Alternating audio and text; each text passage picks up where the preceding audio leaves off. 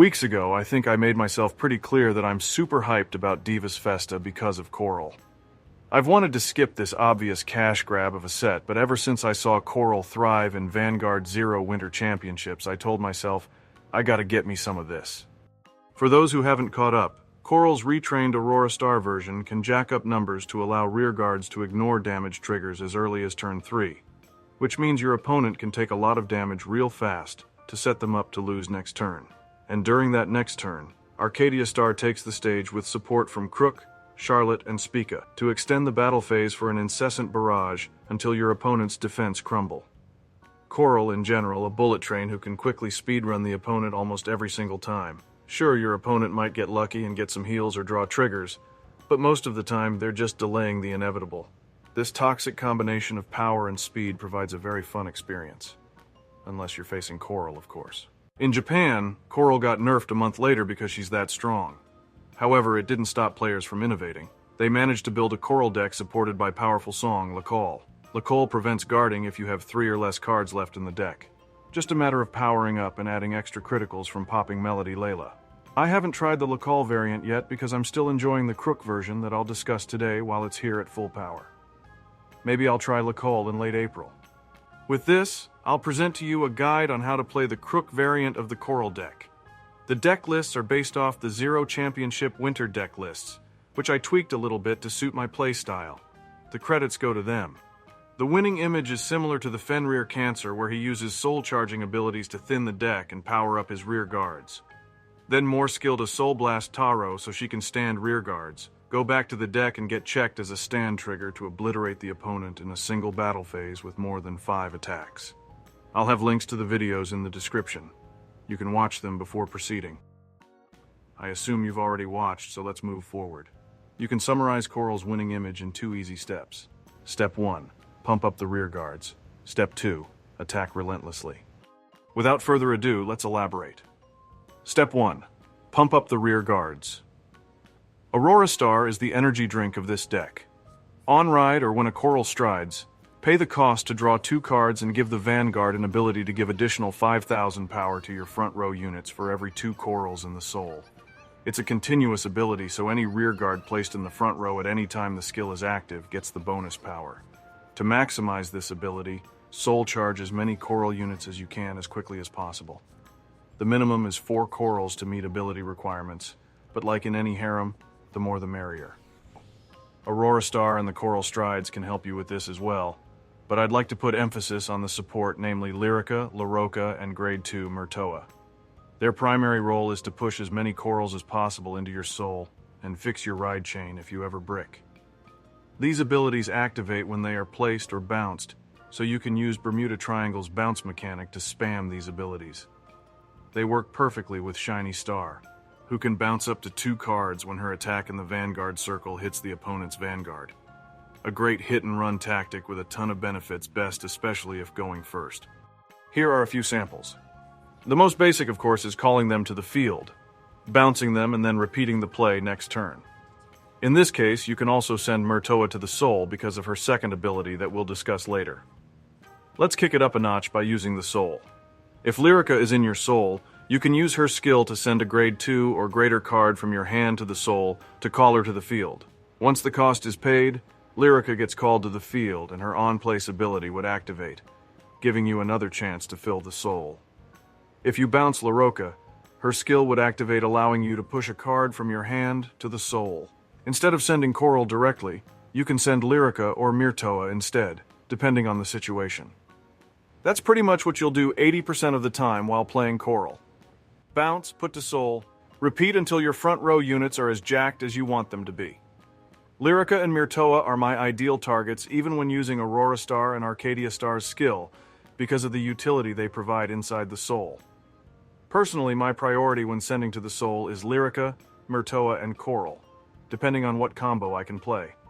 It takes a bit of practice to make the optimal decision, but Coral is nice enough to allow you to make these small mistakes without a lot of table-turning drawbacks. You'll be able to do this sequence as early as turn 3 and send your opponent to 4 or 5 damage. If or when you do, you'll have your opponent sweat bullets and pray for heals before they even stride or ride a grade 3.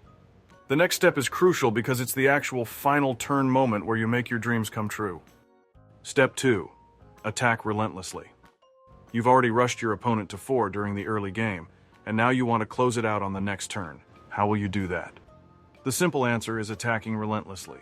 Extend your battle long enough to go over your opponent's defenses by calling as many attackers as you can, and then stand the rested ones using the stand trigger. Here are the cards to help you with this. Charlotte is that annoying kid who cheap shots you and then runs away. She extends the battle as early as turn 3 to help rush your opponent to 4 or 5 damage without breaking a sweat. She also punishes your opponent for ending their turn at 4 or less damage because that just leaves the opponent susceptible to more attacks. Admired Sparkle Spica can bounce another rear guard and call one from your hand to attack again if she attacks the Vanguard with a boost. That's an extra battle right there. Sparkle in her Heart Spica can also do the same, but she can only bounce another card in Harmony, and she also has to be in Harmony. I barely use her, to be honest. Lumisha is there for further extension, but I mostly use her to bounce Laroka and activate her Soul Charge ability. The MVP of this deck is none other than Dreamer, Kruk. After the battle of the unit she boosted, if in Harmony she goes back to the deck, bounces a unit and calls another one from your hand, similar to Spica. She enables one rear guard to clear 2 intercepts, which is usually enough to leave the Vanguard vulnerable so your Spicas and Charlottes can shine and continue the assault. If you have another rear guard column with Kruk in Harmony, then you can get even more attacks. Because she returns to the deck, you'll get a chance to stand another rear guard during the drive check. Supplementing this play is your ability to thin the deck. With a thinner deck, you have bigger chances of checking a stand trigger to further extend your battle phase. To do this, you'll use a lot of draw abilities from Coral and her supporting cast. Lyrica, Laroka, and Myrtoa all help with thinning the deck. Lyrica fetches a Coral from the top 5 cards of the deck. Laroka allows you to draw up to 2 cards, and Myrtoa can Soul Blast herself to allow you to draw if the requirements are met. What I love about Myrtoa is how flexible her skill can be. If you need additional hand cards or you're already thinning the deck to win, she's there waiting for your call. Aurora Star allows you to draw 2 cards on Ride and Stride. Arcadia can directly fetch a card from the deck to the soul. You can pick Lyrica, Myrtoa, or Coral, whoever you see fit. With the proper battle extenders and a thin enough deck, you can go 6, 7, 8 attacks, which is more than enough to secure a game. I'll share with you the deck. In the G unit section, I've only mentioned Arcadia Star. She bounces a rear guard, can fetch a card from the deck and send it directly to the soul. She also gets a sweet extra crit if you have 4 or more Corals in the soul. Flip Frontier Star when paying for her ability cost.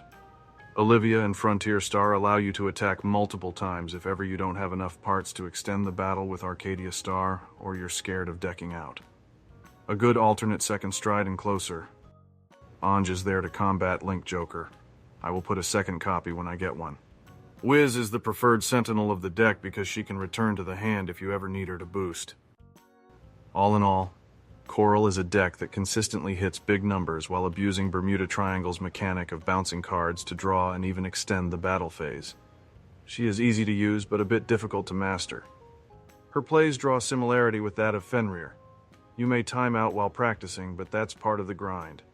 Practice until you memorize the proper sequence. As a generic advice I always give, adjust your plays according to the state of the board and who your opponent is. Avoid overextending the draws to prevent deck out or being too greedy. Watch out for Chaos because those fuckers thrive when given a ton of CB. So far, he's the only deck I had much trouble with outside of the Elite Four consisting of ZTB, Darkness, Dominate, and of course Coral. Given how generous Game Studio is with their rewards, I'll probably play Coral until I'm tired to get the most of the rewards. I hope you enjoyed or learned something in this video. I made a lore video about Coral long ago. Maybe you'd like to watch or listen to it. Your feedback is always appreciated. Special thanks to our Thunder Buddies.